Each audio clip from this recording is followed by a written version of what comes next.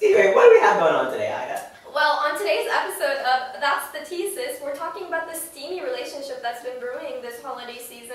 That is right, you One Direction fans, listen up because we are going to get the juicy details about this kiss that's shared between Harry and Niall underneath the mistletoe. Let's go over to our field reporter, Vicky Mattel, so she can give us some more specific information about the story. Thanks, Josh. That's right, I'm here at the source of this problem. I'm standing underneath a gigantic bushel of mistletoe. This seemingly harmless plant has been in the United States for decades as it was brought over from Europe. While commonly thought of as a single plant species, it's actually an order in which many species reside.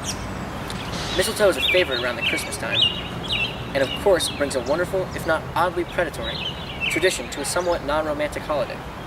But it also has a much darker side that I'd like to explore today with you guys. Mistletoe is a parasitic species, meaning it attaches to the branches of trees and extracts water and vital nutrients that these plants need to survive. Vicky, we sent you out there to report on Niall and Liam. Alright, Josh, I think I know how to do my own job. Anyway, in some southern states, the population of mistletoe has actually risen so high, they're beginning to kill off their own host species. That's right, they're beginning to kill the very plants that give them life. I'm here with the leading mistletoe specialist here in the United States, Dr. Kringle. So, is the mistletoe epidemic really that bad here in the United States? Yeah, it's actually quite horrible, especially here in the South.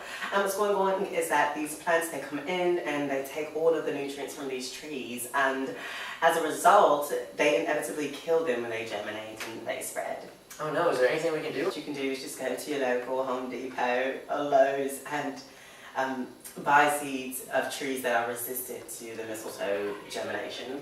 Wow, I didn't know those existed. What kind of mistletoe resistant trees are there? Good question. So you have eucalyptus, sycamore, crepe myrtles, Chinese pistachios, and conifers, and a lot. That's a whole lot of trees. It is actually. Well, thank you for coming on. I literally have no idea what that was, but he did make some really good points, I have to admit. I mean, yeah, I guess we'll go ahead and give it to him. But speaking back on the points that you were talking about, the one about non-resistance trees, that was a really good point.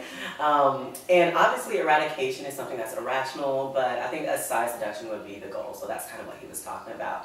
And to my eco-conservationists out there, introducing bird species who are core dispersal agents of the mistletoe seeds would also be a good way to help us in this conservation effort, coupled with ecophysiology between mistletoe and tree hosts and research on that. But that's a conversation for another time, and Ida and I want to thank you for joining us, and that's the tea.